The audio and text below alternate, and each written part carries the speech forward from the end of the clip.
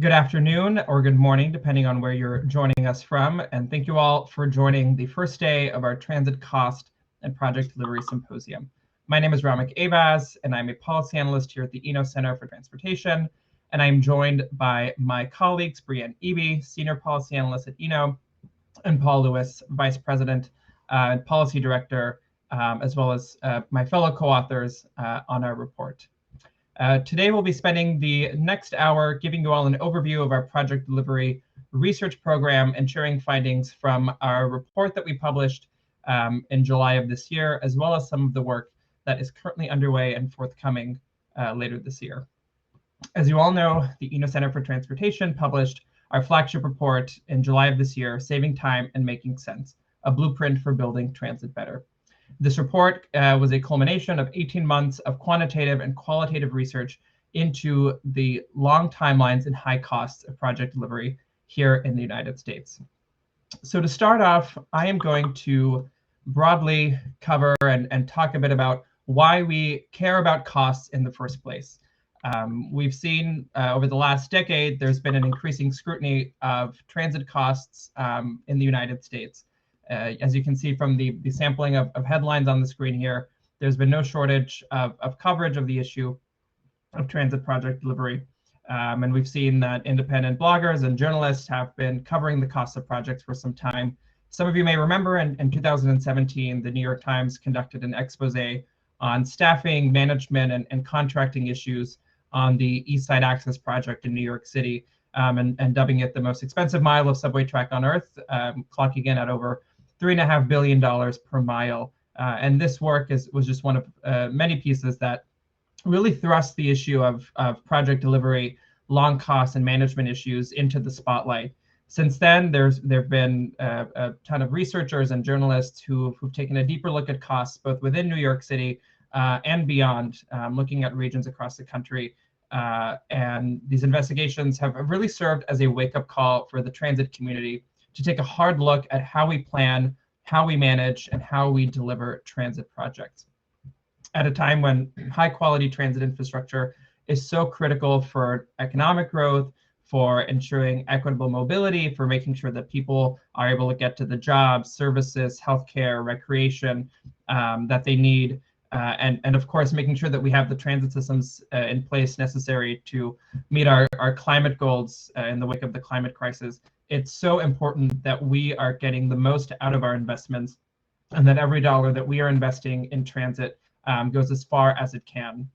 This is particularly timely, as you heard in our opening remarks this morning, when we consider the historic amount of transit funding on the horizon in the bipartisan infrastructure bill, $39 billion, both to repair existing transit as well as build new lines.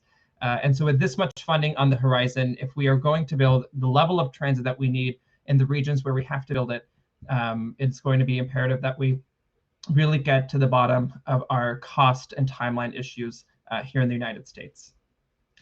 So all of this really sets up why we started this project in the first place. As Rob and Charlie mentioned in our opening session, Eno sought out to really do a deep dive into this issue. We wanted to go beyond anecdotes from individual projects and really look at this issue systemically, really dive into from cradle to grave, how do we deliver transit projects in the United States from both a data perspective and a case study point of view.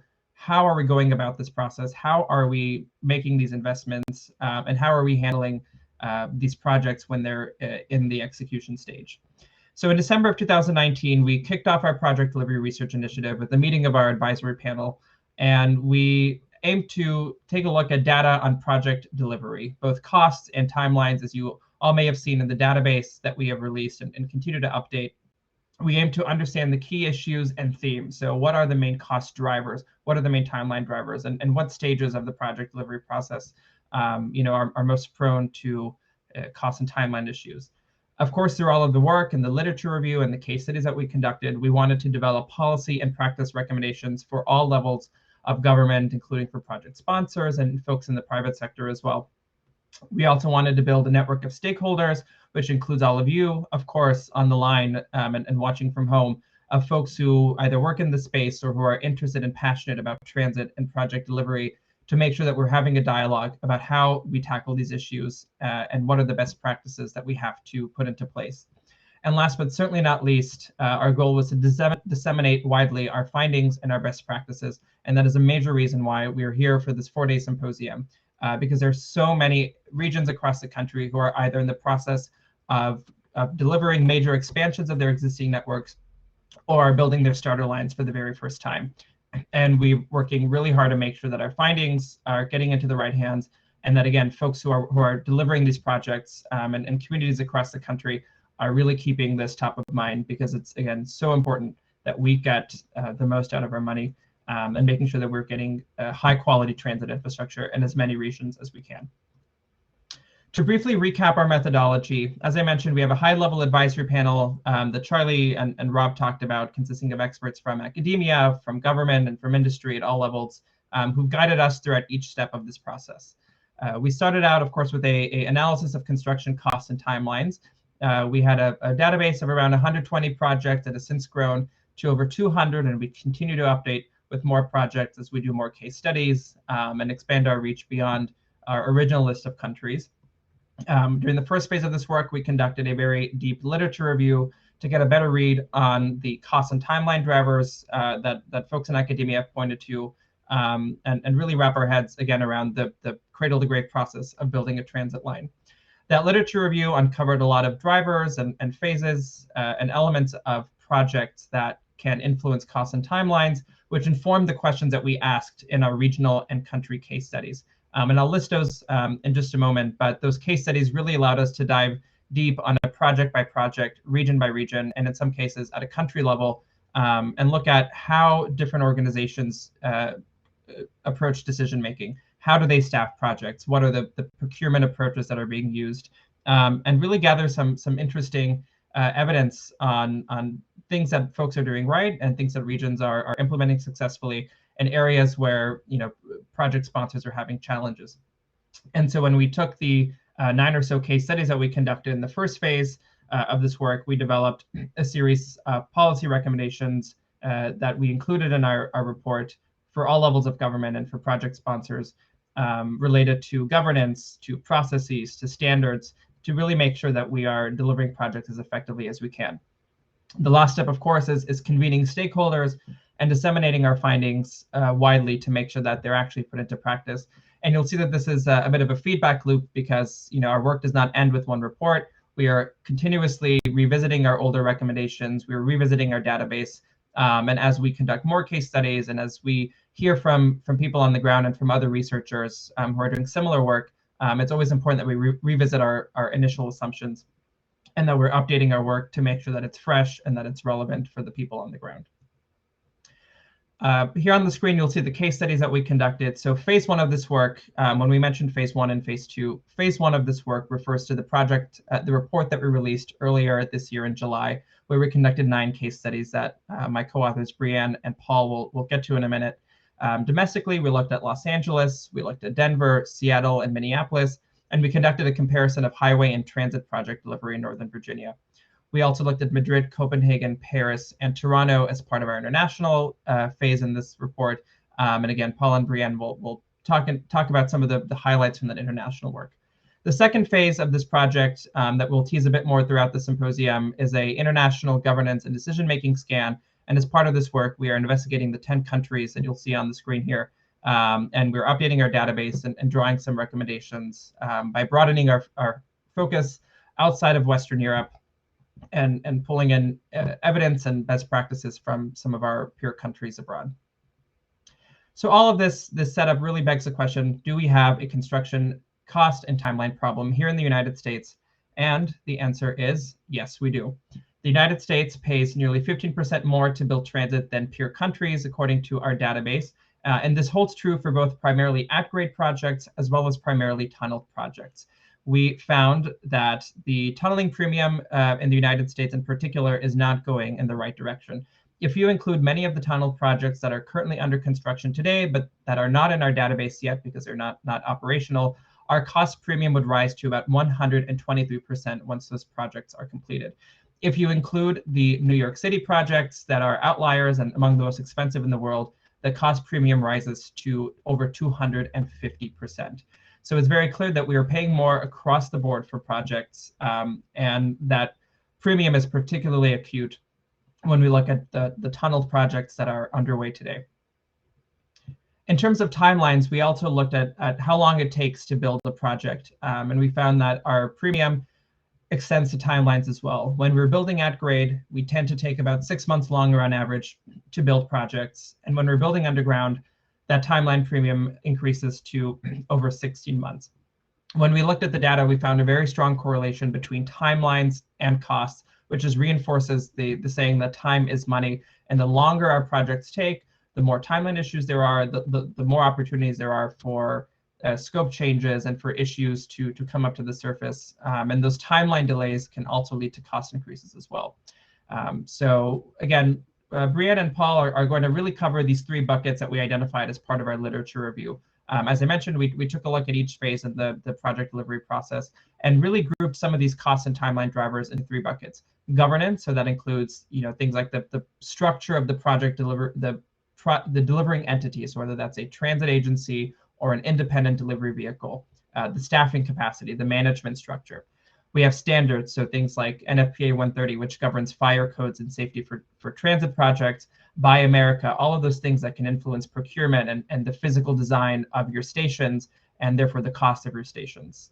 And lastly, processes, things like the environmental review process, public engagement, and land acquisition and utility relocation that project sponsors have to go through when building a new line.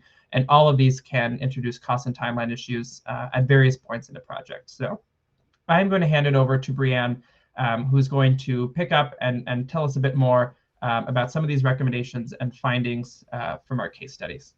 Take it over, Brianne. Okay, thanks, Ramek. And so I'm Brianne Eby, Senior Policy Analyst at ENO and one of the co-authors on this report. And so like Ramek said, I'm going to be digging a little bit deeper along with Paul into the case study phase of this research. So as Ramek mentioned, we pursued these case studies in order to dig a bit deeper into the potential cost drivers that fall under the 3 themes that Ramek just described. So governance, processes, and standards in regions that have built or have extended their rail transit within the past 20 years or so. The projects from these case studies are included in our database, and you'll see those as we go through each of these case studies. You'll see the glimpses of the database entries. But the case studies allowed for more qualitative, in-depth explorations of our research. Just a reminder, research phase 1 included 5 domestic case studies, including 1 joint highway transit project and 4 international case studies, and those are at the regional scale. And then research phase 2, which is ongoing, includes 10 international case studies, and those are at the national scale. So in research phase 1, we interviewed 117 individuals at 72 different organizations.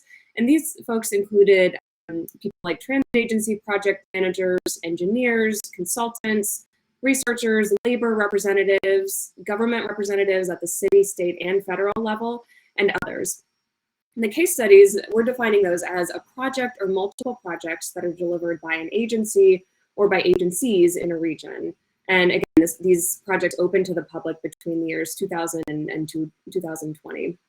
The case study format is we start with a general governance overview. So who are the key institutions involved in project delivery and what are their roles? We then provide a table of the database entries from each region. That's followed by a brief history and significant facts or features from the system as a whole. And then finally, we draw common themes that arose from our research of documents and case study interviews. And so following are some of our key case study findings mapped onto the 3 thematic areas we identified. So governance, processes, and standards. Next slide, please. So I'll start with Madrid in our governance scan. So Madrid is one of the most extensive networks of metro and light rail networks in the world. The metro system alone includes over 240 stations, and this is over a 179-mile-long network, which connects to an extensive light rail and commuter rail network as well. And the region experienced a building boom between 1995 and 2008 that more than doubled the size of its metro, tram, and commuter rail transit network. It's also one of the least expensive tunneled systems. So part of Madrid's ability to keep tunneling costs low is that the region has relatively consistent and soft soils that are conducive to efficient construction using tunnel boring. And so the expansion of transit in Madrid was a primary campaign issue in the 1995 regional government elections. And the different political parties in that election were competing on not whether or not to build transit at all, but really on how much transit they could deliver. So next slide, please. So our insight as it relates to governance in Madrid has to do with that region's use of a state-owned, government-owned company to deliver the project there, as well as using that entity and combining it with in-house expertise and ultimately how this sped the project delivery process. So I'll talk a bit more in detail on that now. So in Madrid, transit is delivered by the regional government. So the autonomous region of Madrid plans, funds, constructs, and operates transit infrastructure. In the late 1990s, the conservative regional government formed a public company called Mintra to finance and build the subway expansion. This company was dissolved in 2011, but while it was still in functioning, Mintra's status as a state-owned company allowed the regional government to delegate the task of project delivery to this third-party entity. So let me talk a little bit about the role of a special purpose delivery vehicle, or an SPDV. So SPDVs manage construction, and then they often continue as the project owners who either rent access to the right-of-way or they transfer that ownership over to an operator, which is what happened in this case. So the SPDV's staff were separate from the government, and so they were able ultimately to focus on managing contracts. And because Mintra was technically a private company, the company was also able to offer higher salaries for its employees and to attract top talent. So consultants were used for discrete tasks in project delivery, but importantly, the overall project management role in Madrid was not outsourced. It was kept within the government. So Mintra used a design, bid, build method in order to keep the risks low for private bidders, given the considerable amount of tunneling involved in this project. But projects were bid out in small, manageable packages of no more than about $240 million. That's another key takeaway there. The regional government's role, on the other hand, was to manage P3 contracts. And so the regional government relied heavily on borrowing to deliver on its big promises to build an extensive network. And so by creating an SPDV, the government was able to use that entity, that third-party entity, and public-private partnerships to borrow without the debt appearing on the government's budget. And this strategy helped to move projects forward, but it did contribute to the larger continent-wide debt issues of the fiscal crisis of around 2008. Still, though, we think that the governance lessons of having multiple operators structured like companies and also having a regionally owned consortium tasked with planning are compelling in terms of project delivery. Next slide, please. So the next case study, and this is from our phase 2 research, the next case study that I'll go into detail on in terms of governance is Santiago. So this is, again, a countrywide case study of Chile. Santiago has another example of rapid build out and relatively low cost per mile for their system. So over the past 20 years or so, the country has had a continuous stream of transit projects under construction. And these add up to over 60 miles of metro in the capital city, Santiago. And there's also one 26-mile light rail line in the Valparaiso region that's under development. The lines that are 100% tunneled average about $140 million per mile, which is less expensive than the tunneling projects in Madrid. And similar to Madrid, there's minimal community opposition to projects because there's a strong cultural backing for transit. So that's important as well. Next slide, please. So our main governance insight for Chile is that centralized government control, or having the federal government be in charge of the processes, can help to speed projects along more quickly and with less resistance. So Chile is highly centralized politically as well as demographically around its capital, Santiago. Transportation planning, funding, and regulation is also centralized within the national government, specifically the Secretaría de Planificación de Transport, so SECTRA. The Santiago Metro is owned and operated by the federal government as an independent corporation, and it has a board of directors that's appointed by the national government. Unlike Madrid, though, there's no SPDV, and there's a high degree of internal capacity and authority that's vested in public institutions deliver projects. So that part is similar to Madrid. Sectra plans and evaluates transportation investments at all levels of government throughout the country.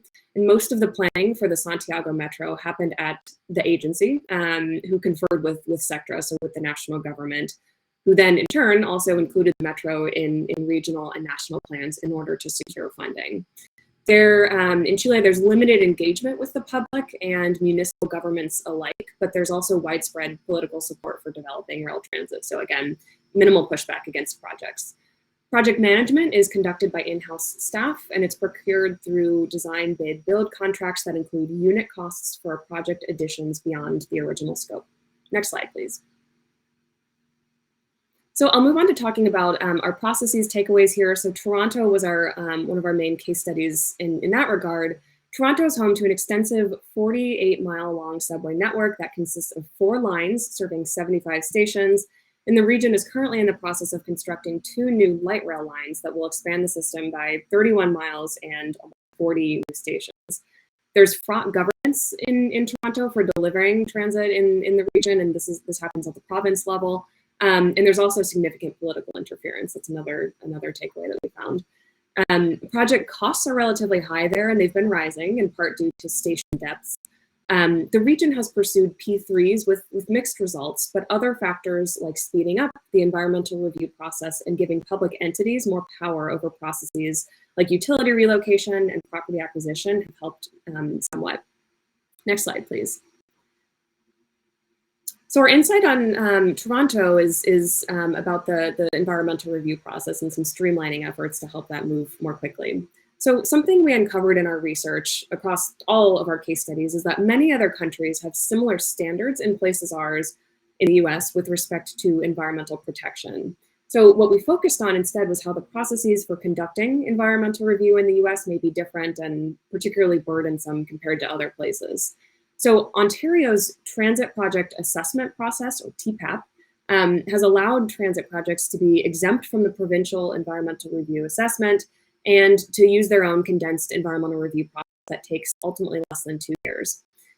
This TPAP process was enacted in 2008, and rather than requiring project sponsors to conduct an alternatives analysis, they first select a specific project.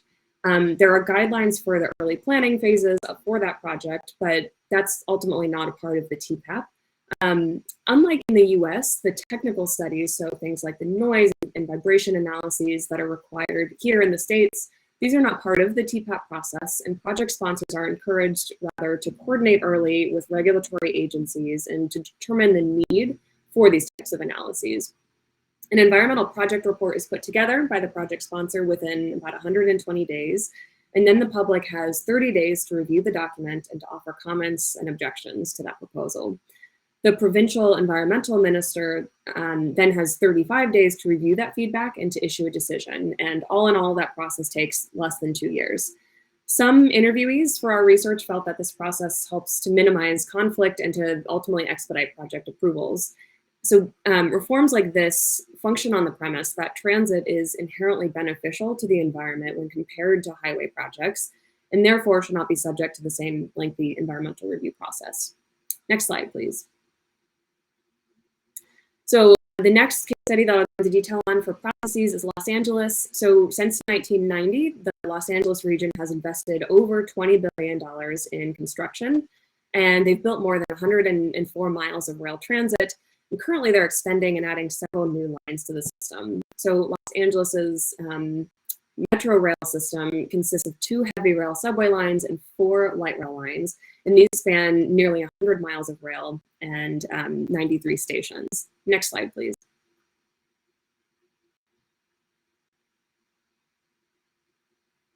So our process insight for Los Angeles has to do with utility relocation and some of the early work that can happen there to make that process go faster. Utility relocation requires coordinating with third parties, but this can be a challenge when utility owners don't have the staff capacity to work on large transit capital construction projects, or if they're otherwise not motivated to match the project sponsor's timeline. So an example of this, on the Expo Line Phase 1, the LA Department of Water and Power, who was responsible for relocating overhead power lines to below ground, took longer anticipated, and were not obligated to conform to the construction authority's schedule for that project. And so this led to a 6-month delay and $29 million claim from the project's contractor. For phase 2, the construction authority took this into consideration and dedicated more staff to third-party interfaces and initiated earlier coordination with utility owners and municipalities. So legacy agreements between utilities and public agencies might require specific entities to manage utility relocation, which can also mean that the project sponsors have little choice but to accept the rates of the entity and cannot bring their own contractors to conduct the relocation more quickly. Finally, old or inaccurate utility maps can challenge utility relocation. So for the Regional Connector project in Los Angeles, crews discovered that many of the underground utilities were in poor condition or not in the described location that were specified by utility records, which required a redesign and replacement of work, contributing to a 2-year delay and higher costs. So more recently, LA Metro has begun to conduct advanced utility relocation work by issuing a separate contract for utility identification and relocation prior to the Project DB contract. In addition, Metro executives meet at least quarterly with key utility executives to review things like status, schedules, priorities, and potential issues for the project. So next, I'll send it over to Paul, and he will go into detail on some of our additional case study insights.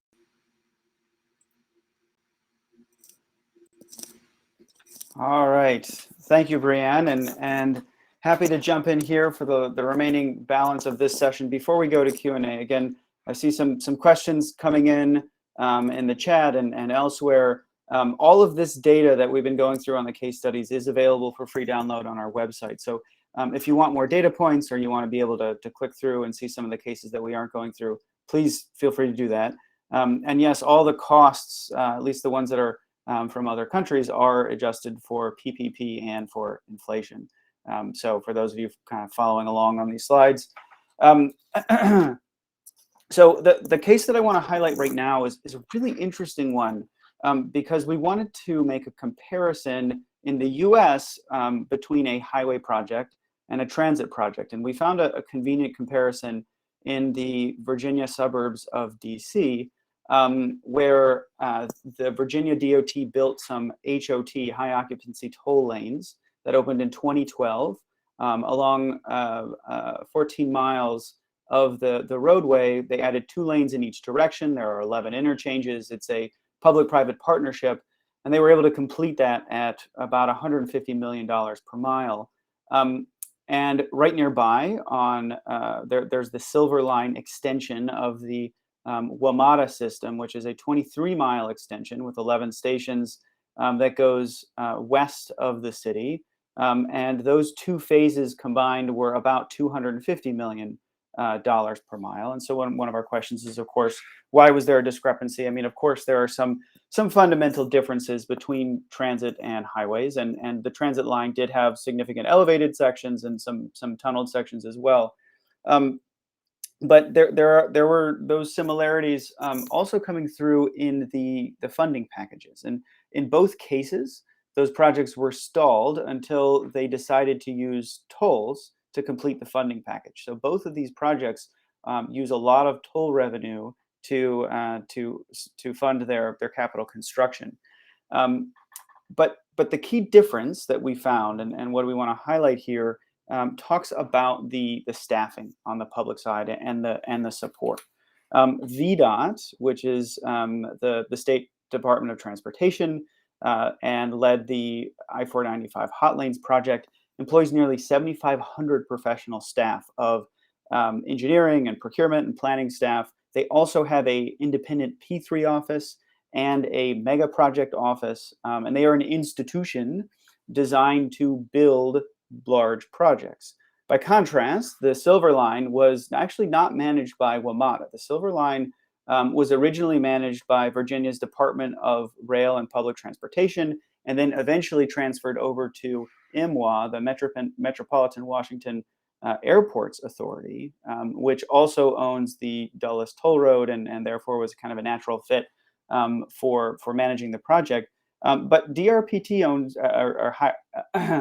has just 65 staff, and MWA has 20 in-house staff that in their rail division primarily concentrated in leadership roles and relies a lot on contractors. We saw similar levels of support from Federal Highway and Federal Transit Administration. I think when we talked to folks, they spoke very highly of the expertise both of FHWA and FTA staff. But Federal Highways has a regional office in the state capital that's literally right across the street from VDOT's headquarters. And so they were right there on site to facilitate. Meanwhile, FTA's Region 3 office is located in Philadelphia, and that level of in-person support is just not quite the same. So next slide. The key takeaway here is really focused on that process component. And the project development and permitting process for highways is just fundamentally different. It's more routine, it's more straightforward, and has a routinized and structured process for which it handles its projects, including, of course, the environmental review, which is one of the most complicated projects. And when we talked to officials, they had a very straightforward answers on how to navigate the legal and litigation process associated with that. On the other hand, transit projects are not that common and they're not that routine. IMWA had never conducted a major capital project off its airport properties, and the staff had to learn how to do this. And they did get some help from other institutions like the regional office at FTA, the DRPT office, and Virginia DOT, but it really underscores and highlights our recommendation that we need to be borrowing more staff from highway departments of transportation in particular that have this expertise, that know how to pull together a major project. And if you look at what a rail transit project is in many respects, it's not that different than a highway expansion in many respects, because you're dealing with a lot of the same issues as utility relocation and land acquisition and going through environmental review and a lot of stuff that folks at highway departments know how to do and have a lot more experience doing. And so if we can lean on that expertise, that can help navigate those processes without the necessary requirements to reform those laws. And we have some recommendations within that we'd like to get to. But let's go to the next slide. I want to highlight another case, jumping back across the pond to a case study we did in Denmark. The metro system in Copenhagen was really interesting. This was the first metro system. So they had, before 2002, the city and the country, frankly, had no metro system. And this was a new project for them. And if you look at the cost per mile on the right-hand side, this, at first glance, this is not necessarily the cheapest projects in Europe or around the world.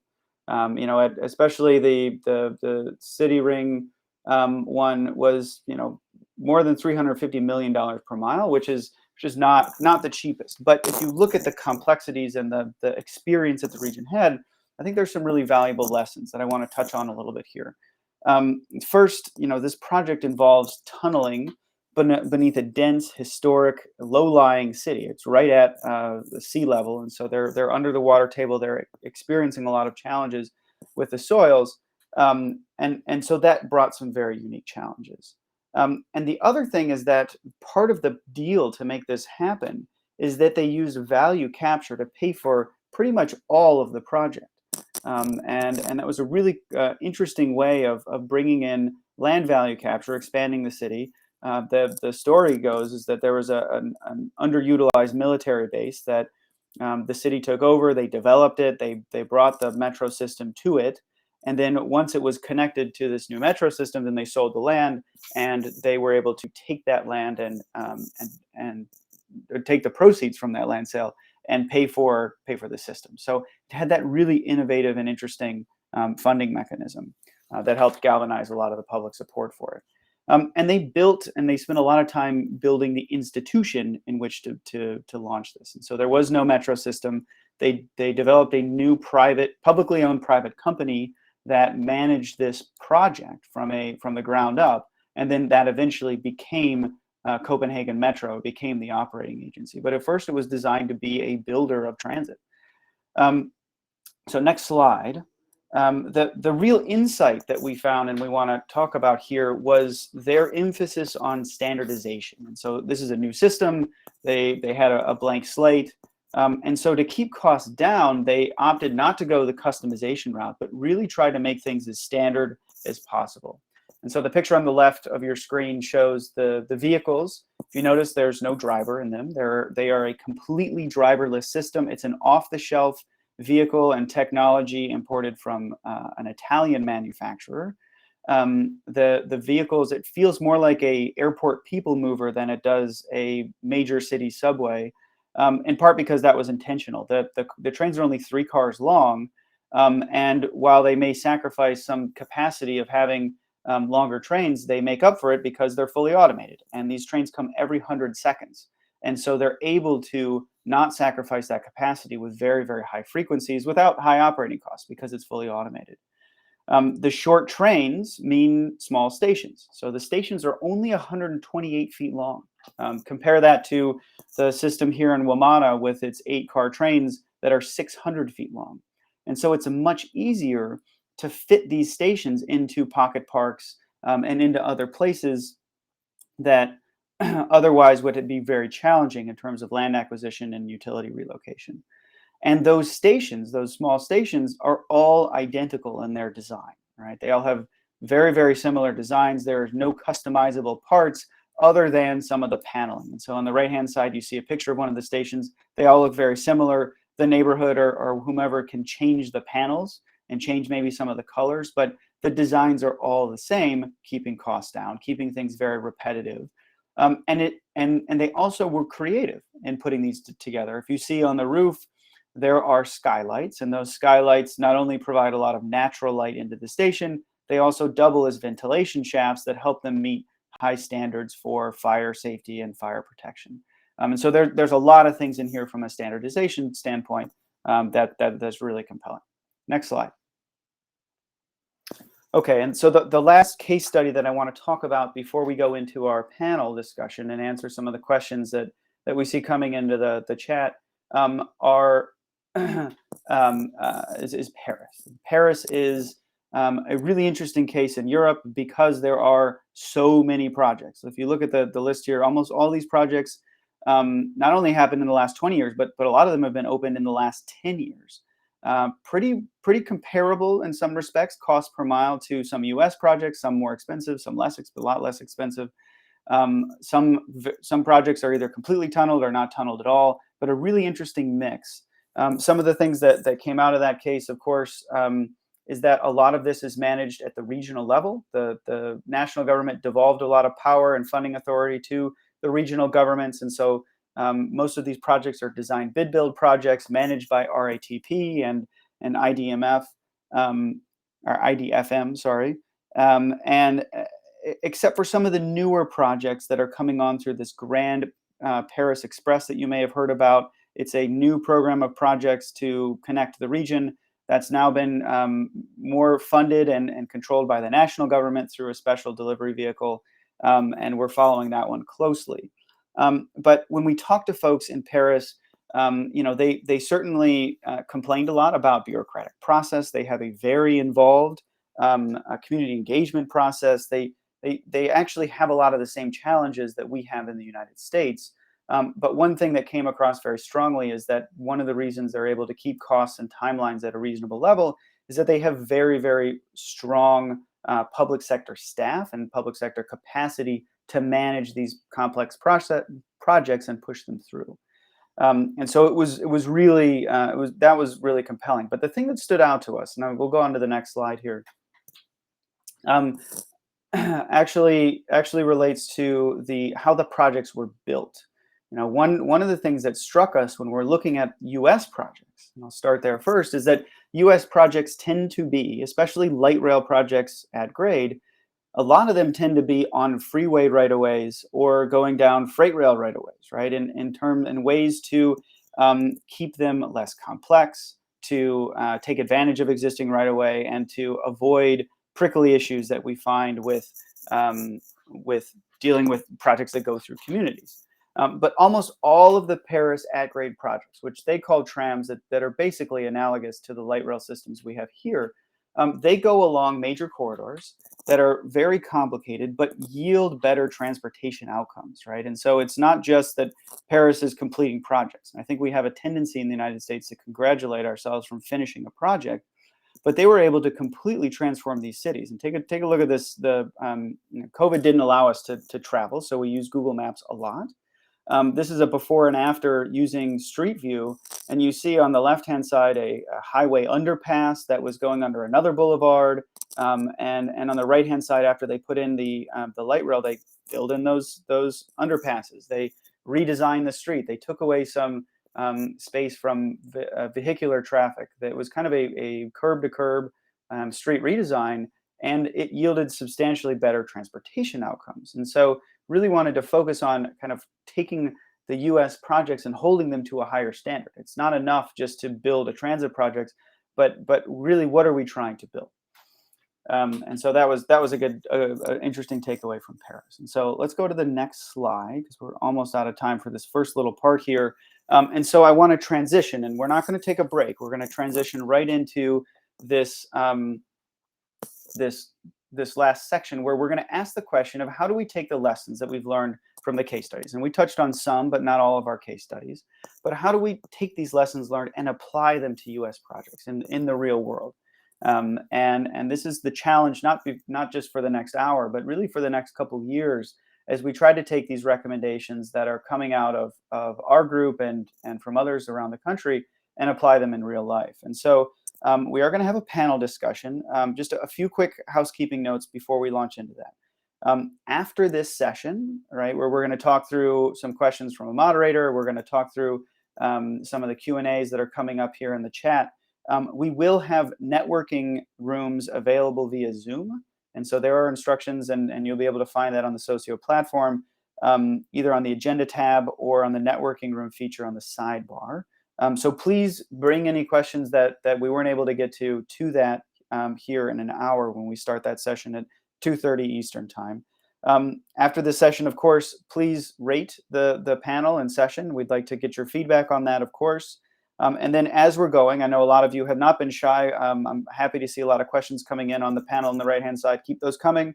And so with that, I'm going to invite my colleagues, Ramek and Brianne, back onto the webinar. And then also our moderator, Jerusalem Demsas. Jerusalem is going to be moderating this discussion. We're very excited to have her here and thank her for her time. She's a policy reporter at Vox.com, where she covers housing and urban economics and other domestic issues. While at Vox, she has published a number of pieces on exclusionary zoning at the state and federal levels, and a deep dive, which is why, particularly why we invited her here, a deep dive into why it costs so much to build things in America, not just for transit, but for all different types of projects. And she's written previously on energy environmental issues for the energy and environment issues for the Center for American Progress, and is a graduate of the College of William and Mary, where she studied economics and government. So thank you, Jerusalem, for joining us. And I'm going to turn it over to you to now do the question asking of us and the team as we go for the next hour or so. Thank you. Great, excited to be here. That was a great presentation. I think to just dive right in, one of the big takeaways from the research y'all have done is that there's not really one big ticket item that can be checked off, and then a lot of our transit cost woes will leave us, unfortunately. But given that's the case, what is the place to start? Not just for transit agencies, but for the federal government as well. Where would you recommend people start? Brianne, maybe we can start with you. Yes, great question. I love that to kind of set the stage here. I think there's a lot of things that, and we might all have different opinions on this. I think one of the really key items, and something that we a little bit, were able to touch on, but our report certainly goes into much more detail on this. But I love the points that come around coordinating between different entities, so that between different levels of government, and then between different institutions within those government actors, also between the government and the private sector. I think there's a lot of opportunity for earlier and better coordination And a lot of these themes come up in our discussion around the NEPA process and the need to, there's so many different federal agencies that conduct NEPA review, but they're not necessarily all talking to each other. And so processes get duplicated, and it ends up kind of delaying the timeline. So I think having earlier and better coordination and having having that be something that is kind of institutionalized in these processes is something that would help out a lot. Not only in terms of environmental review, there's other coordinating between environmental review and planning. That's another opportunity. So I think that's something where I think we could touch on a lot of different areas. And Paul, could you give us your take on that? Yeah, I want to agree with Brianna. Some of the things that I've found that are really, I think, interesting and compelling. First is the governance piece. We don't like to talk about governance a lot. It kind of gets sidelined a little bit, but it's so important to have the right institutions that have the right authorities to move these projects forward, that have the right public sector staffing to make that happen, and are supported in a way that that really can drive home some of the things that Brianna was talking about, the coordination and just delivering very, very complicated projects. And we've seen success in both institutions that have been around for a long time that have a lot of capacity. Look at the example that Brianna talked about earlier in Chile. Chile has been building a tremendous amount of transit at really, really low cost. It's actually the lowest cost country we've been able to find. And they have a whole capital branch in their Santiago headquarters that has an established method for doing this. In other cases, like even in Spain or in Copenhagen, they're building from the scratch, right? And they're able to hire that new talent. They don't have an existing institution, and so they were still able to be successful by bringing in people that have done this before. And the other area where I think we do need to focus on is the standardization piece. And I know Ramek has written a lot about this, but kind of responding to one of the comments I see in the chat, each project is unique, right? And I think we have to recognize that projects are not all the same, but they can benefit from standardizing and learning from other countries, right? And this is where it's really important that we get out of our comfort zone, that we go and we visit either virtually or even better in person some of these places to recognize that there are things that we can do off the shelf and not be tempted to over customize our rolling stock, over customize our system, and borrow successes from elsewhere. And Ramek, I'm hoping you answer that question and maybe even give us insight into whether this needs to start at the federal level, or what can transit agencies by themselves really start doing on their own as they're attacking this problem? Yeah, so I think the point on standardization is really interesting. One of our recommendations, of course, was to really institutionalize this idea of best practice sharing.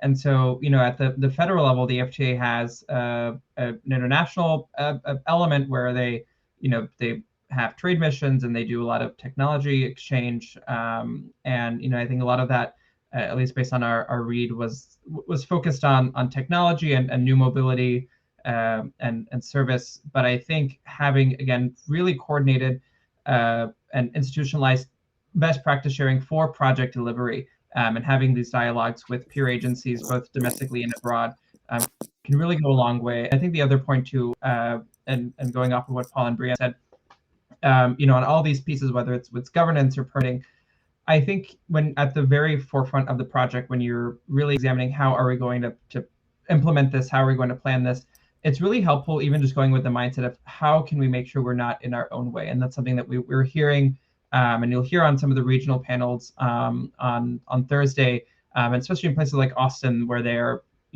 building projects for the first time. And Rob gave that example at the beginning, where they're on the council, they're working on a resolution to have the city manager audit their permitting processes because their design code isn't set up to permit such a long linear project. And so even going in with that mindset of how can we make sure we're not in our own way? What are the standards that we have in place? What are the permitting procedures that we have in place? And where can we anticipate that these issues are going to come up? Because if you're able to, at least to the best of your ability, preempt them and be proactive about going in with that in mind, it can hopefully uncover areas that you might be able to change or tweak some of the processes here.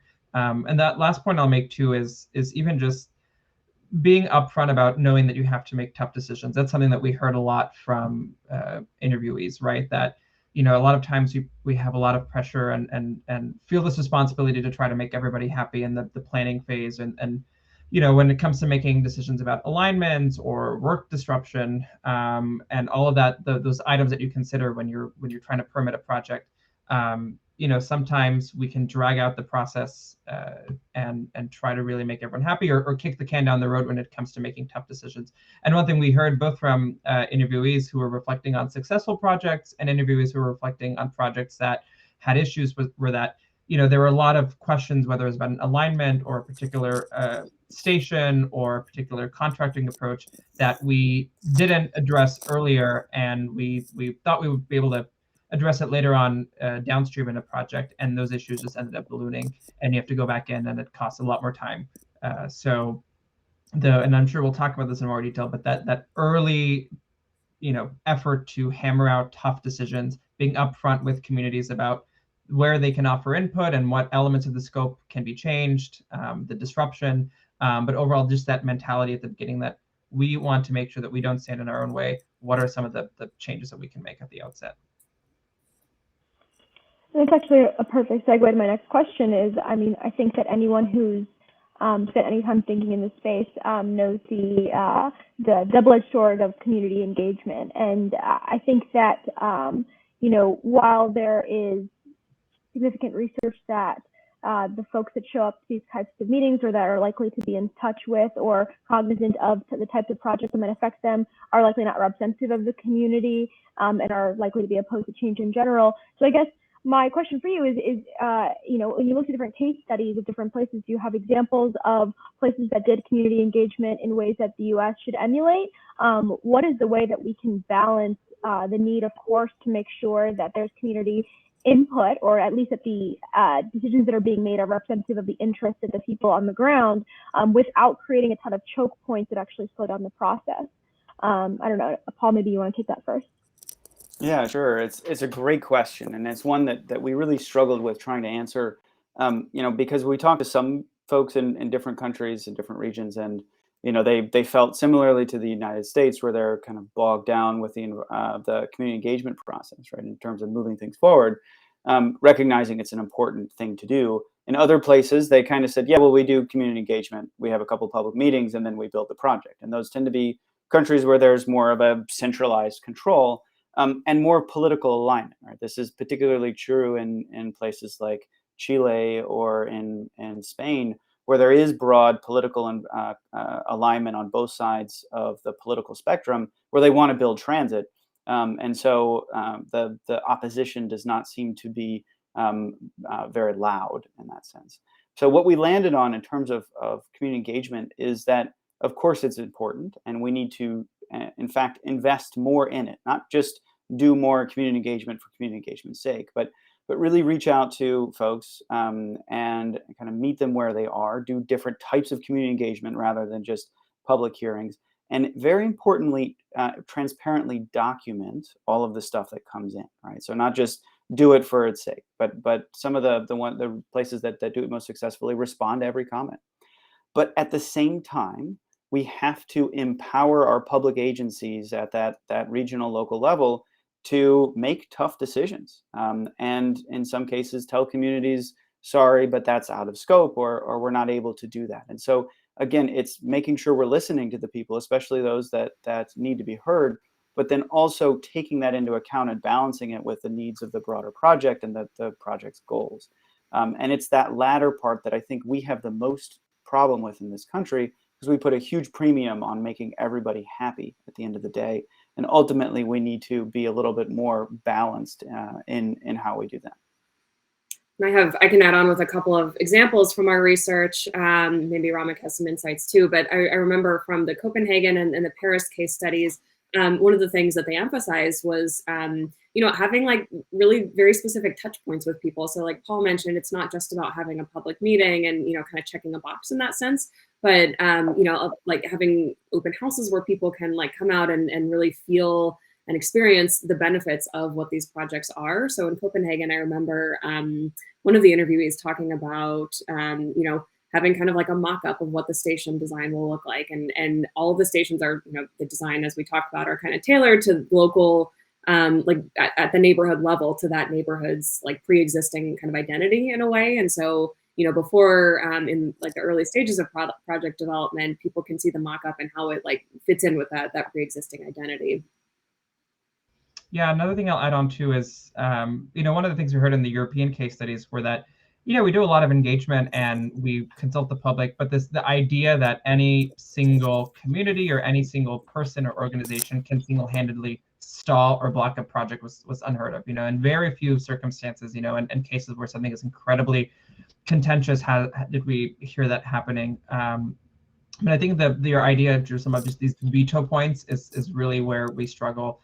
And so, obviously there are a lot of changes that, need to be done to address that. But one thing that was helpful in some of the US interviews we heard were, even when you're having these charrettes, these open houses, really being a little bit more narrow in what you're presenting, right? Not constraining the ability for people to comment, of course, but if we're talking about construction staging sites, or when you're developing the study area, being a little bit more bounded and being very clear up front. Okay, even if it's having a postcard that you can have the community members say, okay, if we do a staging site here, this means we have to close down the street. If we put the staging site here, allowing people to visualize that, or when it's in terms of betterments or upgrades, saying, okay, in this specific area around the stations, here's where we can accommodate some changes within scope, within budget, but anything outside, this is out of scope. And I think part of it is of course just the way we do community engagement here, because this is not unique to transportation. With zoning and land use, we've all seen those same battles at public hearings.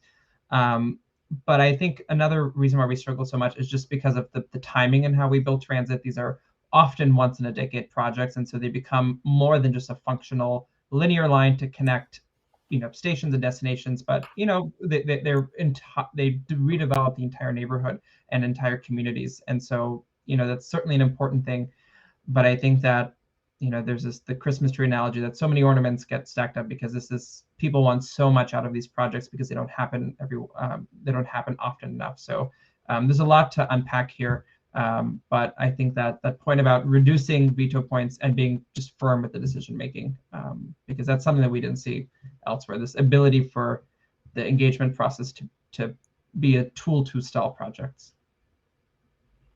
And I think that a lot of what you all just said kind of raises this broader question of what's downstream of what, because a lot of these, like the fact that a lot of these countries with centralized systems for developing transit projects also have a community engagement process that does not lead to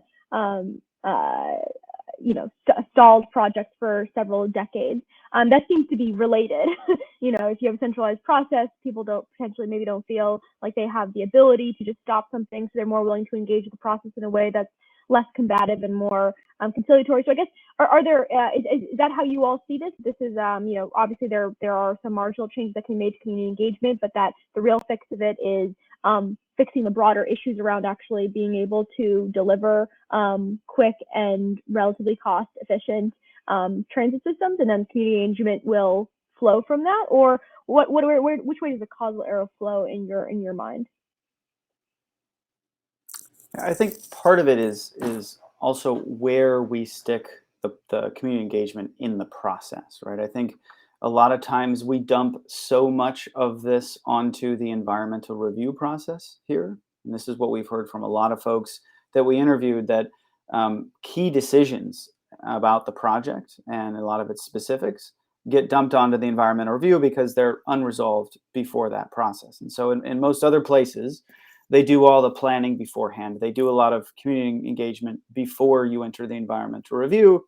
And so when you do have an environmental review, you're maybe looking at a couple small alternatives that have very specific type of environmental concerns, and that's your EIS. Whereas here, we've seen projects that have dozens of alternatives that are evaluated in the environmental review, and that in and of itself creates a huge opportunity for folks to start to pick away at the project, to to look at a very, very complicated record. And it makes the process very long and very complicated and very open to litigation.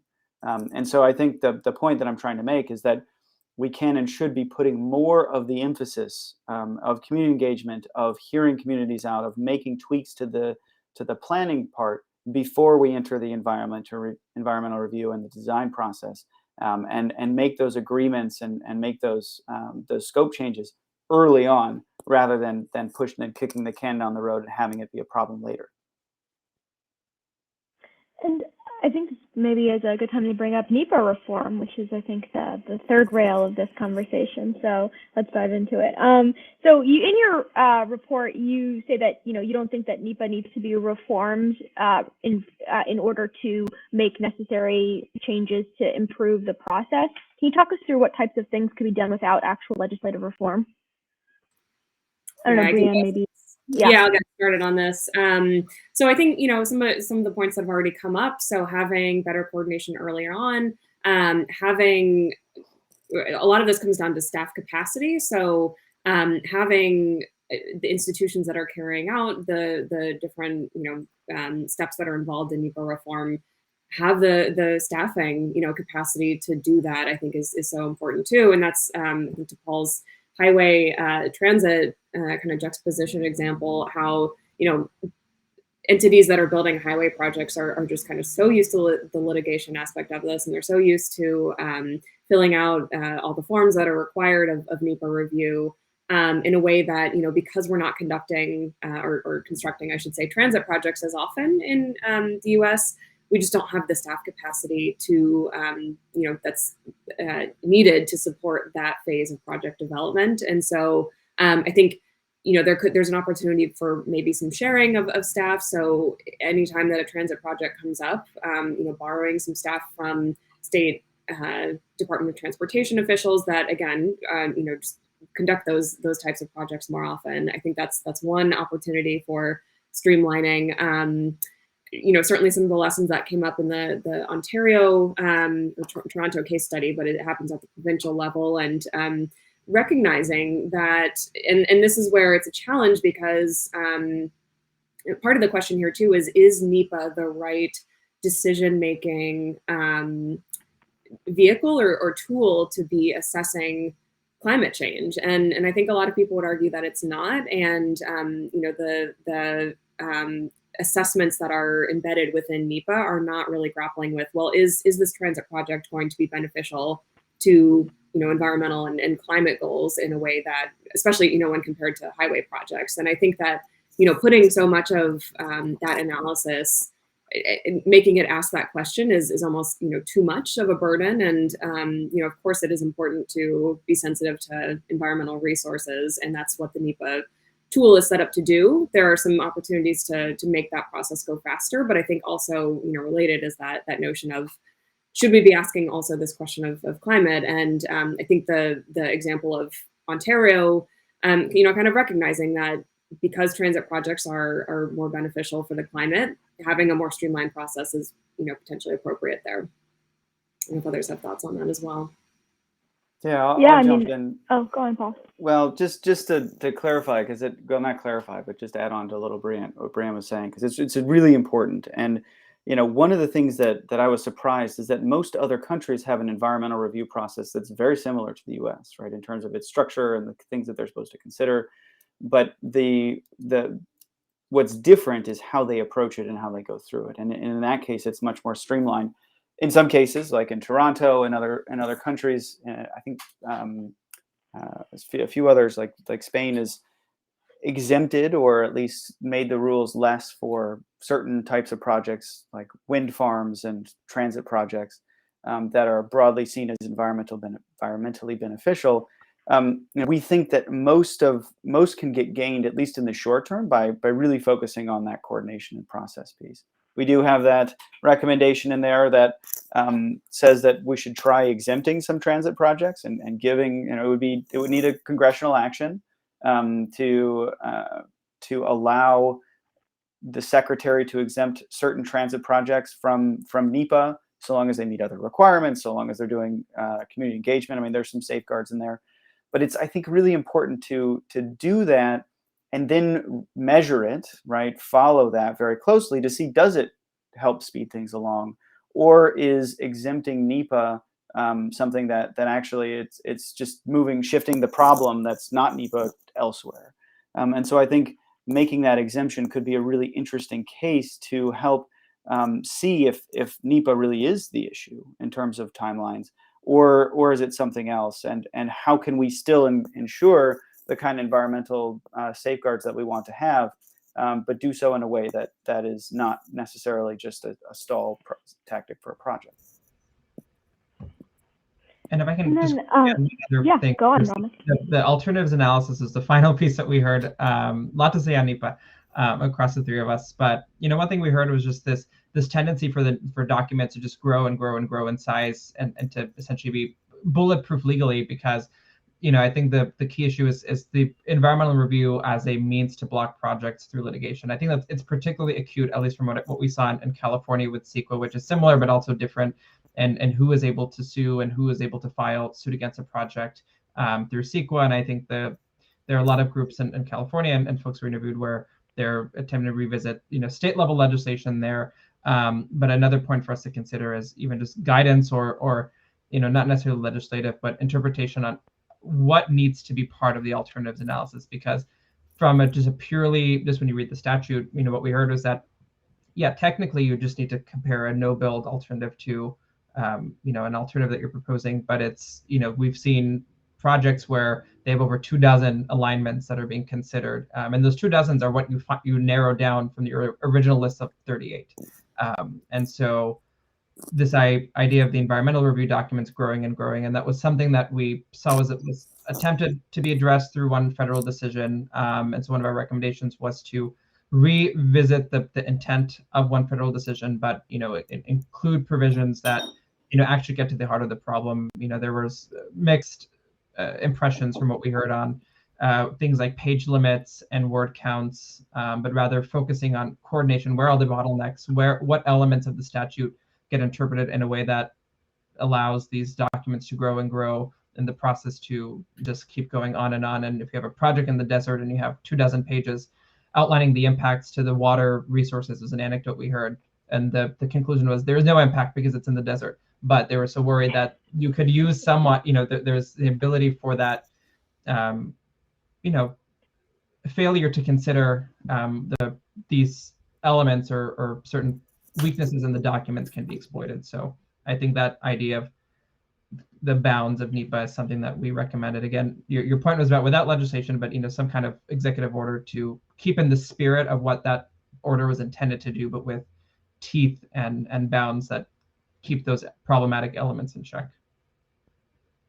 I think a lot of what you all have talked about today, and also in the report you released, is that a lot of this is cultural, right? Like perhaps many of the features of the American legal system are not different from other countries that are being able to get lower costs, but that there's a cultural issue in terms of how, especially in terms of how transit agency staffers are empowered and can feel like they can make quick decisions, and then also how true that really is. Like, will they be given the political cover of their jobs and just like general day-to-day safety, and knowing that they're not going to be like harangued by a bunch of people for attempting to get a project done.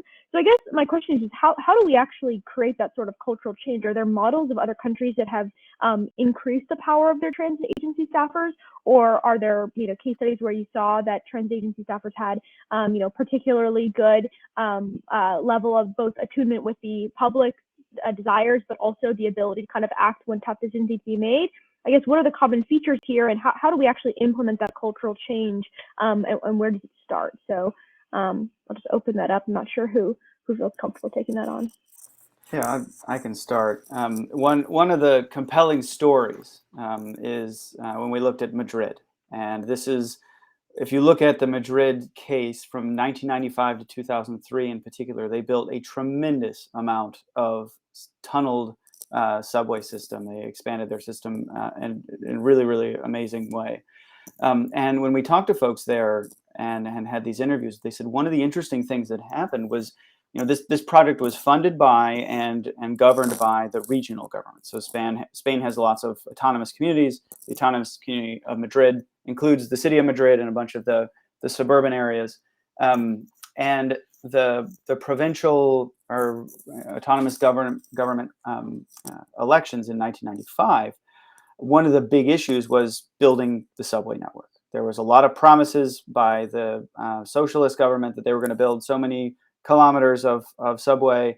And then the conservative government came out and countered and said, no, we're going to build even more. And so they kept kind of one-upping each other. And the conservative candidates promised more kilometers of subway. And they won in part because of that promise. And then they achieved it. They built, I can't remember, Rami, it was 40 kilometers in that first 4-year term. And then for their second-year term, they promised even more, and they were able to deliver that too. And so then it kind of became this bipartisan, broad political coalition, not to say, should we build transit or should we not build transit, but how much are we going to build? And when you have that very broad political coalition, it makes it much more difficult for opposition to stop it, because there's not a political party or a mainstream ideology that's against the project altogether. And we've seen that in other countries too. That's not just a Spanish thing. In Chile, right? Again, we were talking about them earlier. Their projects often undergo different administrations, right? And so it's a national government issue. It's a national government system, and it goes across administrations that change parties. And so that is, I think, one of the components in that political acceptance that we don't have at the same level here. And so our recommendations, right, we can't necessarily change the political paradigm overnight. And this is obviously one of many factors that go into making a transit project work. But I think one thing we can do here is start increasing the standards to which we hold transit projects. I think a lot of the projects that we build are in highway right-of-ways or in freight rail right-of-ways that have huge park and ride lots, those kind of things that are, I think, somewhat intended to increase the political appeal, but ultimately yield a transit system that isn't terribly useful. And so I think increasing the accessibility standards and accessibility goals for our transit systems can be hugely beneficial to demonstrating that the investments that we're making are indeed worthwhile and worth doing. Yeah, I just want to underline that point. I think building something with this kind of end goal in mind of actually serving a public need, like that is the point of building transit and in the context of our report, building transit better. So how do we have that end goal in mind of who are we trying to serve, what are we trying to do with this project, and how can we build it in a way that actually is serving the most people? And I think that that's something that there's not really a political culture around that, just in both within political leadership, but also I think probably the average American doesn't necessarily think about this either. What is the benefit of transit for me? And so I think it's difficult, but building that project or building that that political kind of culture around the utility of projects and what the end goal is actually supposed to be is so important here. That's really the heart of that one of the recommendations towards the end of the report on the routing, and Paul got to this point when he was talking about the trams, was that because our costs are so high and because agencies are often worried about the costs or worried about presenting a package to the voters that's so big, we route projects along existing freight right of way or in highway medians or the path of least resistance to make it less expensive. And you can often end up missing key population corridors, unlike some of the Parisian trams or examples we found where the project runs exactly where the people are, and it goes right through the most dense corridors, the key job and housing centers, population centers. And one thing we found was that that's kind of this self-reinforcing problem where you don't build transit where it's most useful because it's so expensive, but because you don't build it where it's most useful, you don't have that base of people who take it and rely on it daily. And they say, okay, well, this light rail doesn't go where I have to go. Does anyone even use it? Even if there is a group of people who use it, this idea that this is definitely much harder to fix overnight. But part of the issue is we make poor decisions because of this framework that we're stuck in about high costs and long timelines. And so this idea of, this is why we can't have nice things, because it costs so much. And so we don't build those things that are going to be most useful. And so again, not something you can change overnight, but perhaps, if it is built in places where it's more useful, you could, makes it more realistic that people will see the value, and you'll have a broader base of writers. And I think that kind of raises also this, it can maybe feel like a tension between wanting to move away from customization, wanting to move away from doing every small project that could potentially improve the community's well-being in one go, and also being more ambitious. So like, how do you guys kind of define what it means to be ambitious about these projects in a way that does not move transit agencies towards a ton of customization, a ton of sorts of upgrades that increase the cost a bunch, but it may not get to like the core need of moving people from home to work, to play, to wherever they want to go? I can take this one, and I would again point to the Copenhagen example, because I think if you ride the Copenhagen metro, or if you go look at the city line, you can't argue that line wasn't ambitious. It's an incredibly well-designed system, and they were able to give it its own. For example, if they place a high premium on having some local flair to the station, right? That's not at all necessary. And Madrid was the opposite. It was kind of no frills, bare bones station that you copy and paste across the system. And in Copenhagen, having the station still be a part of the community was important. And so there's a way to go about it where you can say, okay, we want to achieve this, and we want to have really welcoming, inviting stations, but we also don't want to, make it so expensive to repair. We don't want to have, we mentioned in the literature review in the case of New York, where they had custom built granite for the archways, on the stations, where in Copenhagen, they said, okay, we want to have some customization, but they kept every piece, the sizes were standardized so that if a wall panel breaks off, you can make that and replace it easily. We want natural light in the stations, so they designed it so that they double as the skylights are fire or smoke ventilation devices. One thing we saw, at least on the state side, was in Los Angeles, LA Metro a couple of years ago just instituted this. It was a standardization package for their rail stations, and so it was modeled after what they call this kit of parts approach. So, they said, we have issues with the durability and the maintenance cost of some of these station materials, and so for the railings, for the screen doors, for each of these different elements, the canopies, etc. Here are a list of materials and designs and elements that we can use. And again, time will tell how that impacts station costs if you disaggregate that out from the project costs. But this idea that it's not necessarily a binary choice between a really boring and no frills line and something that's really, really neat and inviting. You can have both, but if you approach it, at least from what I saw and some of the international cases, from the mentality of let's make this unique to our community and serve the needs, but how can we go about this in a creative way? And that goes back to this mindset of asking some of the tougher questions. Okay, is there a way we can make the station nicer and make it functional? Not everything needs to be super custom, but it doesn't have to be super bland either. I think there's a model for doing both at the same time.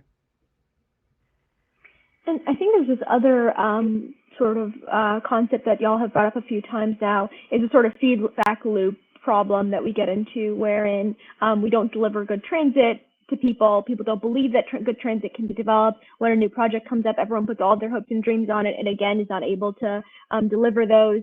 And then, of course, transit agency workers lower their ambitions because they're worried about not being able to do it all. So it's a really dangerous feedback loop. But it seems like a lot of what you're saying is, in order to really break that, we just need to create a good transit system that provides people the access to movement and freedom that they need. But in some ways it feels like New York City is sort of like an argument against that, right? Like New York City has a pretty great transit system. I mean, it services people across the income ladder. It services people across all the boroughs. I mean, my sister lives there and I visit her all the time. It's remarkably easy to understand, but yet it's completely falling apart and breaking apart there. So how do you kind of reconcile that with your model for how to break out of this feedback loop when America's best transit system is the biggest outlier when it comes to cost?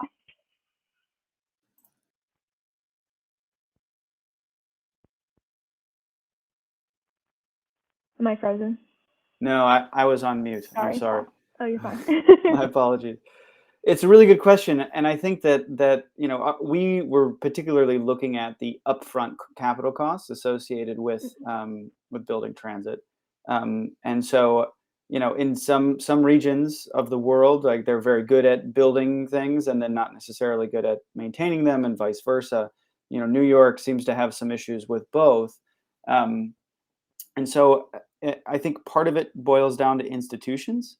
One of the things about New York City, and this is something Ramik alluded to very early and in our presentation, is that New York is one of the case studies we didn't cover. And so there's a lot that we want to explore about New York City in particular, given that it is such a huge player in building transit, in moving people, and it is the by far and away the largest transit operator in this country. And so getting at both of that issues that you talked about, not only building new things but also making sure that they're maintained well, are, I think, in related but also somewhat different issues. I'm not sure if I answered your question. No, I mean, I think that's correct. It does feel like two different things. I guess I just wonder then, what path you see towards breaking sort of out of the feedback loop in other places where the issue is clearly not maintenance. It's just that there's not the ability to build big projects and they fail when they are attempted. So how do we get out of that if we don't have a model for that in the United States already? Yeah, so it's part of this other work we're doing. Japan is one that kind of sticks out to me. We're looking into Japan as one of our additional case studies, and Japan is known for its operations and its maintenance. I mean, their system is incredibly run and incredibly well maintained. But if you look at their recent transit expansions, they have some of the most costly transit costs in terms of on a per mile basis, and so they seem to struggle there with the capital costs. And I think Brian, you've been working most closely on that one. I think there's a few things that are associated with that. We haven't quite finished that case study yet, but there are other countries that focus or that have challenges with the fact that they may do a good job on the maintenance and operations, but they still struggle with that capital side of things. I think it's time for. Oh, sorry, Brian. I actually do not have anything to add on to the Japan case study for right now, unless Ramik does. But just to say that that is, learning from other places is part of this ongoing phase of work that we have. So we're looking, those international case studies are at an even higher level, where we're looking at the governance structures, the really high level processes of how just transportation in general runs in these different places and how these decisions are made. So stay tuned for that research. But I also think, some of the other sessions that we have throughout the week. So I think Thursday is the day that we have all the panels from the different case studies domestically that we conducted. So I think hearing from some of the folks there, in each of these places will be really enlightening on some of these topics. Great. Well, we have a lot of audience questions, so I want to save some time for that. Let's start with Manuel's question. Many of the complaints about transit implementation seem to be that U.S. cities were not built with space on street level to have transit stations. With a model like the Copenhagen model, though, it looks like transit station placement could be much more flexible than commonly thought. It doesn't seem that more ROW can be taken without the promise it's used for transit. So how do we get the appropriate ROW from development to implement transit in the first place? It's a good question, and I think that there's a couple things that go into this. I mean, first, you talk about whether there's a transit that's at grade or a transit line that's tunneled, and I mean, I think part of it is to not try to make that decision first, but try to understand what transportation problem are you trying to solve, and what are the different ways of achieving that.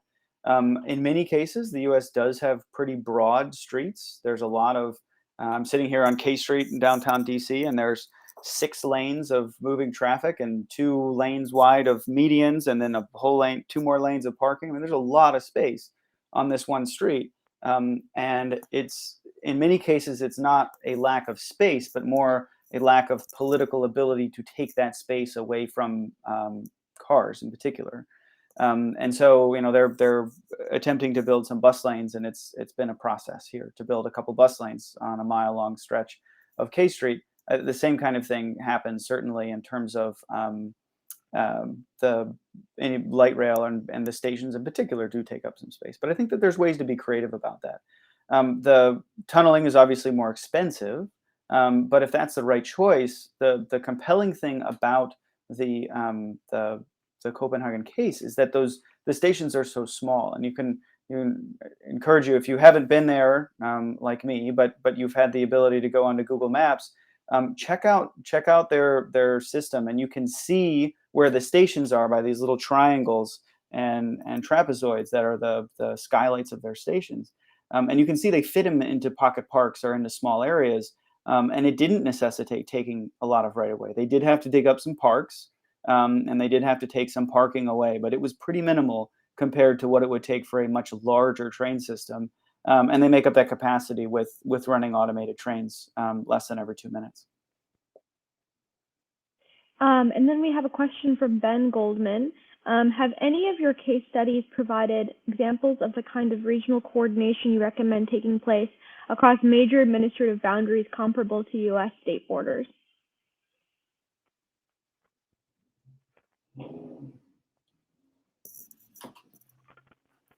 I could jump in on that one too. I think this is one where determining coordination is a very hard thing to do. A lot of people talk about it.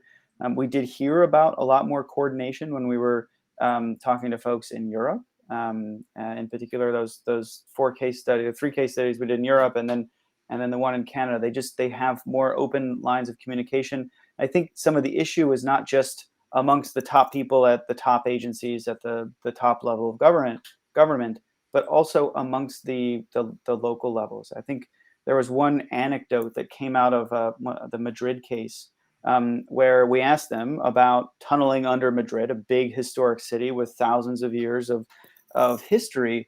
How do they deal with historic preservation, and what happens when you dig up a lot of bones and things that happen under a historic city? And we see that a lot in the United States here.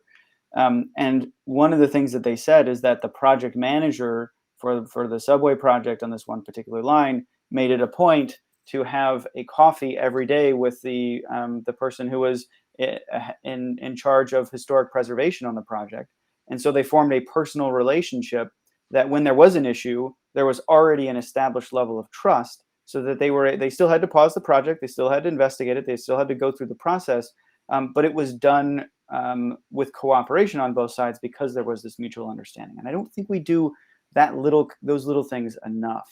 And that's just one anecdote where I think by and large we just need to get people talking to each other to understand what the problems are, so that we're not duplicating work, we're not running into the same problems, and we're not holding these problems off until much later in the project. Yeah, and I would just add on to that, in LA, the point about the utility relocation and having those kind of building that into the agency's processes, and having those kind of early and often meetings with third party utility coordinators, or I think a lot of those lessons could apply not just to utility relocation but to other processes along the way, and building that into the agency's processes. And then we have another question from Don Billen. Have you disaggregated your schedule data enough to know where in a project lifecycle U.S. agencies take longer than international peers? For example, how do the durations for planning/permitting compare to the durations for actual construction? That's a great point. Generally, no, that disaggregated data has not been as readily available. That's one of the challenges with this work. Is the same applies for cost breakdowns, is that they're not standardized. But at least in our interviews, when we asked, at least we made it a point to try to ask folks, how long does your environmental review typically take? And I suspect that the planning phase is really where we can get bogged down. Again, our database, at least the way we measured timelines in the database, was groundbreaking, like when it opens for operation, because it's not fair to, if a project can formally start planning at any point, and some of these projects might be in some type of conceptual planning for decades until they're actually formalized. So we figured that at least as close to standardized as we could was the groundbreaking to the opening for operation. And even then, we found that our construction, as I said in the presentation, is 6 to 16 months longer than abroad. But at least we found that NEPA, Brianne, I can't remember if you have the stat on the median NEPA time, it was somewhere around, what, 5-6 years or so. It's in the literature review section of the report. But the median, NEPA completion time for these projects is 5 to 6 years, sometimes a little bit longer. And we found, at least in some cases in other countries, they can complete that in 2 years, maybe 3. Part of that is, of course, that a lot of the alternatives analysis and planning that we do in NEPA is disaggregated in other countries. But I still suspect, even when all is said and done, that their planning times, once again, not talking about conceptually planning, a downtown subways in the works for decades, but formally starting and really going through that process, I imagine at least those projects seem to be shorter abroad. When we mentioned how long it took, we definitely got some shocked looks that it took that long to go through the planning and environmental process. And I think this might be a good question for you, Brianne. From Brian, what recommendations do you have for reforming the processes around utility relocation? What changes would empower agencies to deliver projects time and cost effectively? Yeah, the utility relocation. I was not the lead on the Los Angeles case study, so I'd invite either Ramek or Paul to maybe comment more on that. But just that point, I guess, again, about early coordination between the two different parties. I don't know if my colleagues have any other remarks on the specific details there. Yeah, I'll comment on LA in particular. There's a really good auditor's report that came out about some of their project delivery over the past decade that pointed to utility relocation as an area that's really ripe for a lot more work. And they've kind of reformed their process at LA Metro to emphasize a lot of utility relocation sooner rather than later. And I think that this is something that happens a lot, especially at agencies that don't build a lot of transit, where they just say, look, we think we've got a pretty good idea where the utilities are, so let's just sign the deal and let's get the project going, and we'll figure it out as we go. And that's a lot of times kind of a fatal flaw. In fact, utility relocation is one of the more complicated processes because the maps are inaccurate. It's really hard to know exactly where things are. And when you start digging underground in particular, you just don't know what you're going to find. And so the takeaway here is to really spend a lot of money on that process up front. Spend the resources, the extra money to not only identify where they are, but start moving them before that happens, or before you start the actual construction. And you yield a lot of benefits in terms of not having delays and unexpected risks that pop up later in the project. And I think our main recommendation there is just to do more early proactive utility relocation before projects officially start. Another complicating factor too is legally who's responsible for the relocation. I think that can differ region by region. And so in some places, the laws on the book say that, the city can order the relocation or the agency can order relocation. So that's something we noted that can complicate things. At least in, I believe it was in Ontario as part of that whole permitting reform that they did. It was not just the environmental review that they streamlined, but they had another round where they, they, with a more heavy hand, said, the project sponsor is able to order relocation and you have to comply. And, there's a few instances where you can kind of litigate that up. And so I think they were very clear about, okay, who needs to order these relocations and when. And so it didn't come up too often, but that can be a complicating factor. If you don't know who's responsible and who's footing the bill, that can be subject to some contention. And then we have another great question from Ryan. What specific features of the environmental review process make it more prone to lawsuits and delays as opposed to planning phases with community outreach prior to environmental review? think I can get this started and welcome also insights from the other two. But I think the alternatives analyses, which is something that we've talked about in some detail already, but just the fact that so many projects are even considered, it kind of introduces more opportunities for people to find things that they like and don't like about different alignments. Which is, on the one hand, I think there are some benefits of that, but I also think it, to this question, I think it invites some opportunities for pushing back against projects in a way that, if that was limited or conducted earlier on in the process, would probably not, there wouldn't be the same extent of delays once, the project is already pretty far along in the process. And if the others have any thoughts to add on. Yeah, I think it was really striking to us when we were looking at the highway case studies. And this is something I talked about a little bit earlier. When we talk to folks that regularly conduct environmental reviews of large highway projects, they talked through it like it was a standard process. You do this, and then you get this, and you make sure you have a really good record. They kind of expect to get sued, right? That's their process. And they say, that happens a lot. And when it does, you go up and you've got your very clean record. And there's really, the lawsuits in NEPA are all procedural, right? They go on, did somebody not do the process correctly? It's not suing over whether you should consider something else, right? It is all procedural based. And so if you have a really good record and you're doing everything correctly and you go through it with a methodical process, it's hard for those lawsuits to really go forward. And so because they have that expertise and they've done it a lot, it's just kind of run-of-the-mill standard for them. Whereas transit projects, you have agencies that haven't really done this before, and they're relying on a lot of consultant help, which is helpful, but they're not necessarily the ones in charge. And so it's just a very different culture and approach toward it.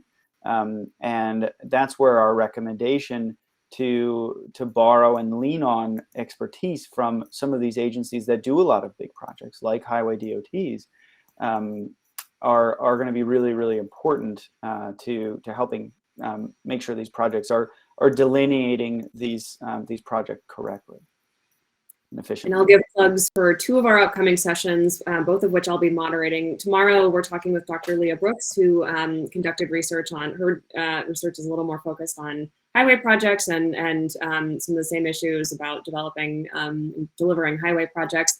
But the rise of the citizen voice and the role that plays in litigation and installing projects. So that's tomorrow at noon Eastern time, and then on Wednesday at 1:30 p.m. Eastern time, we have 5 panelists talking about NEPA reform. So both of those discussions, I think, will be really get into a lot of these details.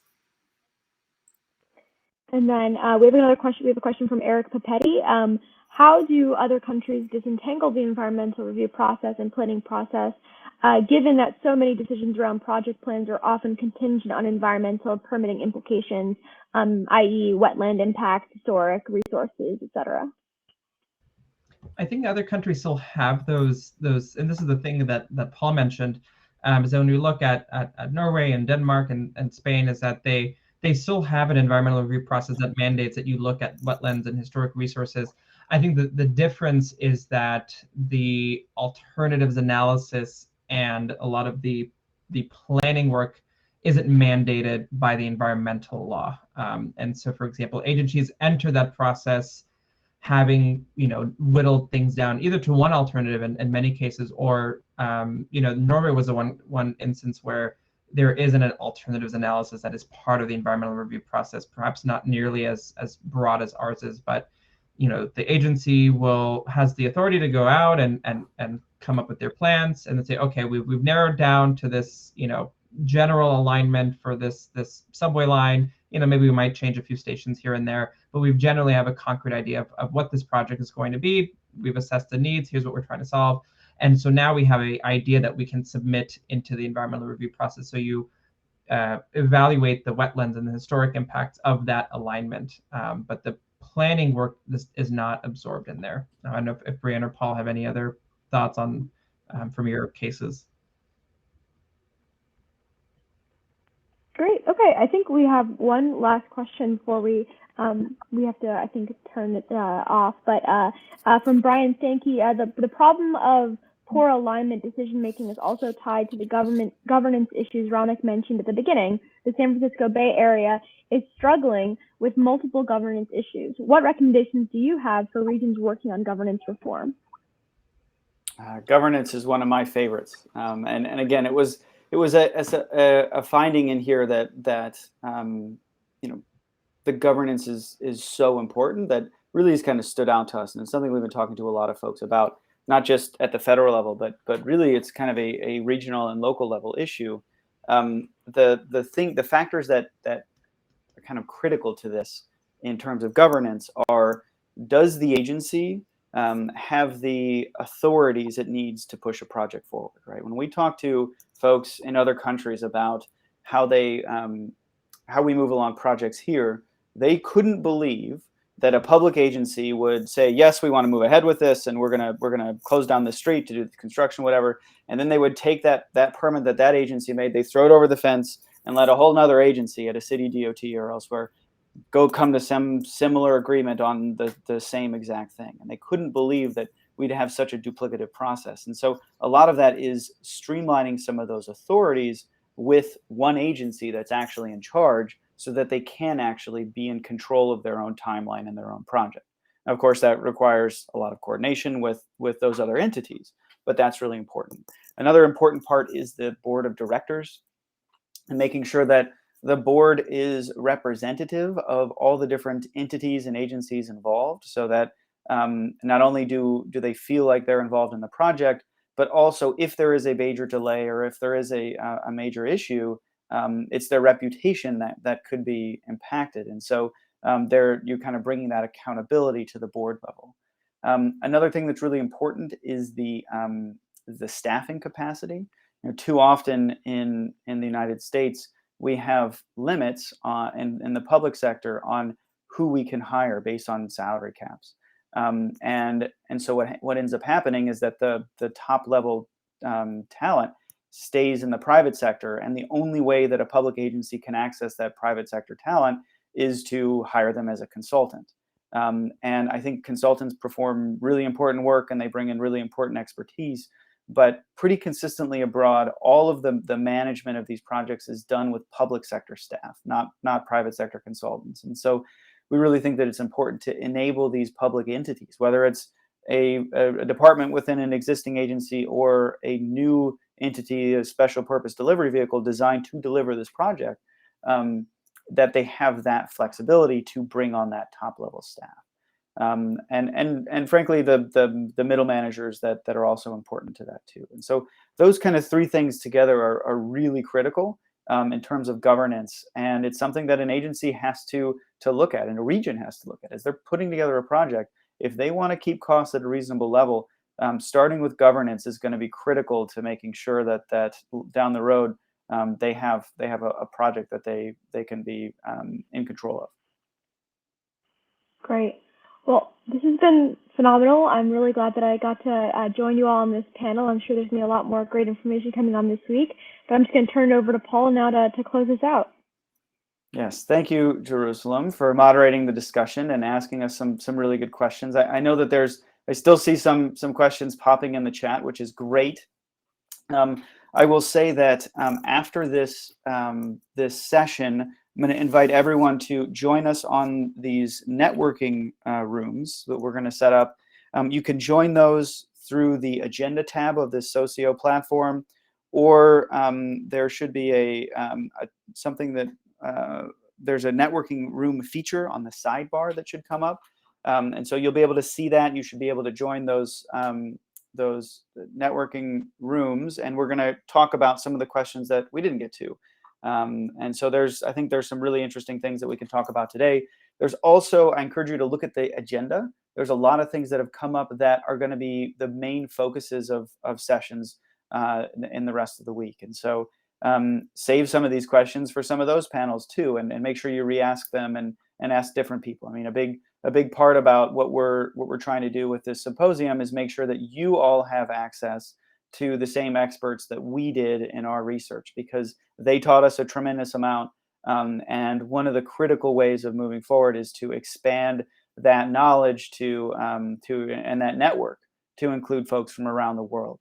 And so I really appreciate everyone joining us today. Thank you again to my esteemed co-authors on the paper for all their help in putting this together today. And thanks everyone for joining. Again, we'll see you in a few minutes on the networking sessions. And of course, we will see you all tomorrow. Thanks so much. Thanks, everyone.